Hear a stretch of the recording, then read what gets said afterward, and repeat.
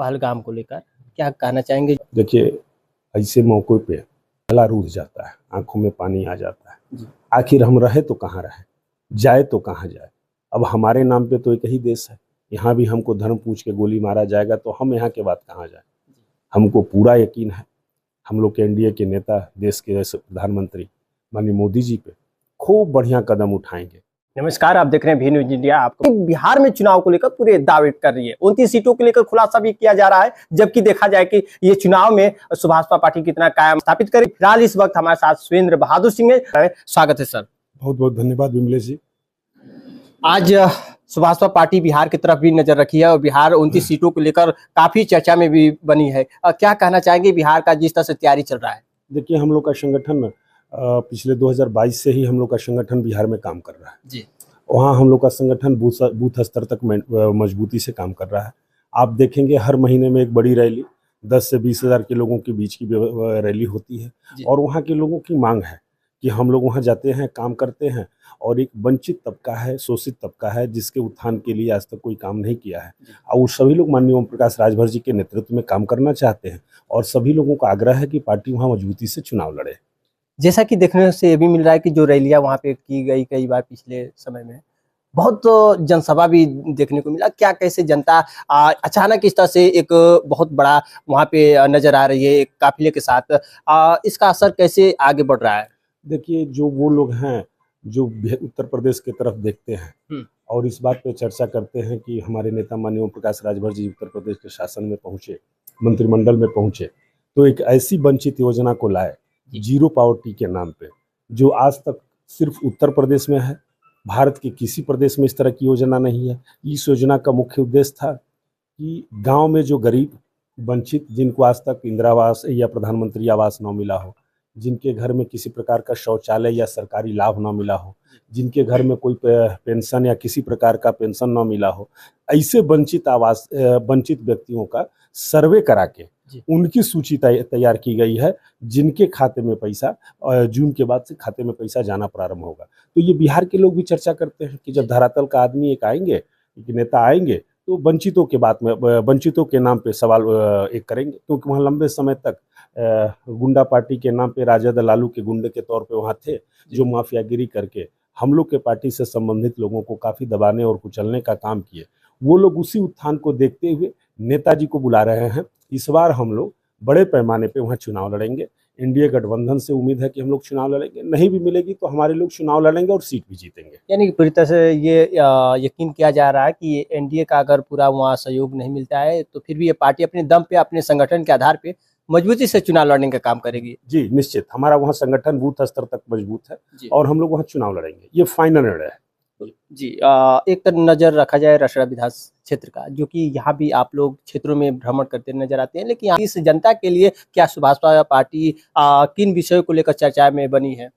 देखिए, अभी जो काम करने की उनकी शैली थी उस पर काफ़ी आलोचना भी उठा है।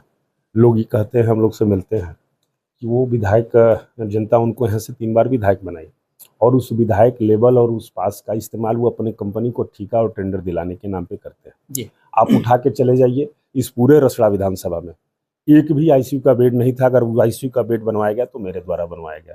इस पूरे रसड़ा विधानसभा में किसी प्रकार की शिक्षा की कोई व्यवस्था नहीं थी। अगर उसको जिला स्तर पे उस शिक्षा की व्यवस्था को किया गया तो हमारे द्वारा संसाधनों से किया गया। आज भी हमारे रसड़ा विधानसभा में रोजगार का कोई साधन नहीं है। एक चीनी मिल थी जो वर्षों से चलती थी, उनके विधायक होते होते चीनी मिल बंद हो गई। एक कताई मिल थी जो उनके विधायक बनने से पहले बंद हुई है, लेकिन दुर्भाग्य है कि इन दोनों जगहों पे कोई आज तक उनका प्रयास नहीं रहा। अभी तो आप जाके देखेंगे कताई मिल का पुर्जा बिकने का काम। मैं पिछले समय में मैं गया था, जबकि देखा कि पूरे मशीनें बिल्कुल जंग इस तरह से हालातें पड़ी थी, लेकिन अभी तक उन पर नजर नहीं आया। वजह क्या रहा? आप वो हालात नजर आ गया है जी। नजर ये आया है कि उस कताई मिल का पुर्जा बिक रहा है। 1.5 करोड़ रुपया का करीब लगभग उसमें पेड़ पौधे थे, उसका भी टेंडर हो गया है। ये सुनने में आ रहा है कि वहाँ से उसको साफ कर दिया जाएगा। जो भी था, एक उम्मीद था, भविष्य के लोगों की चर्चा थी, वो भी नहीं हुआ। मैं नहीं जानता हूँ कि कौन लोग कर रहे हैं, लेकिन एक जनप्रतिनिधि होने के नाते जो विधायक बनते हैं उनका दायित्व होता है कि यहाँ के लोगों के सुख दुख या उनके उत्थान के बारे में बात करें। हमको रसड़ा में ऐसे चीज की जरूरत है जिसमें एक रोजगार की महक आती हो। ऐसे चीज की जरूरत है कि नौजवानों को शिक्षा, स्वास्थ्य, चिकित्सा के नाम पे कुछ मदद मिलती हो।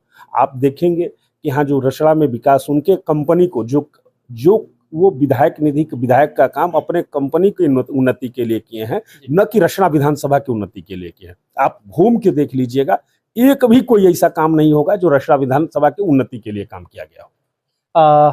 आगामी जिस तरह से जो तैयारी चल रही है, रसड़ा को किस नज़र से आप लोग सजो कर रखना चाहते हैं? जैसे कि आपकी पार्टी का मुखिया भी इस समय चर्चा में है, पूरे उनका हर जगह पे चर्चाएं चल रही है। उस पार्टी से आप ताल्लुक़ रखते हैं, कहीं ना कहीं विकास के जो है उस स्तर को आगे बढ़ाने के लिए सोच क्या है आपका? देखिए, हम लोग इस बार एनडीए गठबंधन में बलिया जनपद की 7 सीट जीतेंगे। पिछली बार का जो परिणाम रहा है, अब लोग चर्चा भी शुरू कर दिए हैं और हमको पूरा विश्वास है, पार्टी को हमारी पूरा विश्वास है। हम लोग माननीय योगी जी, माननीय ओम प्रकाश राजभर जी के नेतृत्व में रसना सीट को बहुत बढ़िया अंतर से जीतेंगे, ऐतिहासिक वोटों के अंतर से जीतेंगे, ऐसा मेरा मानना है।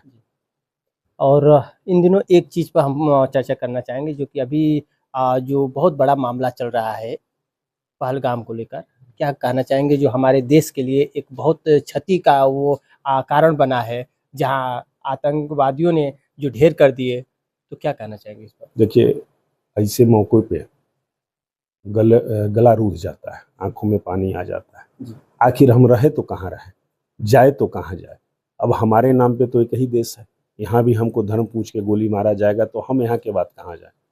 हमको पूरा यकीन है, हम लोग के एनडीए के नेता, देश के प्रधानमंत्री माननीय मोदी जी पे खूब बढ़िया कदम उठाएंगे। आने वाले समय में इस तरह से राक्षसी लोग, कुधर्मी लोग, विधर्मी लोग जो यहाँ रह के अमन चैन को बिगाड़ने का काम कर रहे हैं, निश्चित उनके प्रति माननीय योगी जी, माननीय मोदी जी उद्धार करेंगे। यहाँ देश में रह रहे हिंदुओं को सम्मान के साथ रहने का अवसर प्रदान करेंगे। हमको पूरा विश्वास है, पूरा यकीन है कि एनडीए सरकार इस आतंकवाद को, इस धार्मिक आतंकवाद को यहाँ से उखाड़ फेंकने में पूरा मदद करेंगे। अभी बिहार में मोदी जी जो है अभी पिछले दिन पहुंचे थे, जो कि इस पर अपना बयान भी दिए थे, बिहार में जाकर एक जनसभा भी संबोधित किए थे। क्या लग रहा है कि बिहार में अभी से भी शुरू हो गया है सिलसिला आने जाने का? देखिए, वो बिहार का कार्यक्रम पहले से तय था जी, चूंकि दुखद घटना घटी तो जो तैयारी हो गई थी उसमें जाना था, उसी कार्यक्रम के माध्यम से देश के लोगों को दिया गया। माननीय योगी जी के पृष्ठभूमि को याद करते हुए, हम उत्तर प्रदेश की राजनीति से हैं, तो हम लोग के प्रधानमंत्री जी ने वही बात कही जो विधानसभा में माननीय योगी जी ने कहा। योगी जी जिस तरह से इस उत्तर प्रदेश की माफियागिरी को मिट्टी में मिलाने का काम किए, हमको पूरा विश्वास है कि इस देश की धार्मिक माफियागिरी से, इस देश को जो धार्मिक आतंकवाद है, इसको माननीय मोदी जी पूरी तरह से साफ कर देंगे, ऐसा हमारा मानना है। खास जानकारी के लिए बहुत बहुत धन्यवाद। खास भी निर्णय पे इस वक्त के लिए बिमलेश कुमार।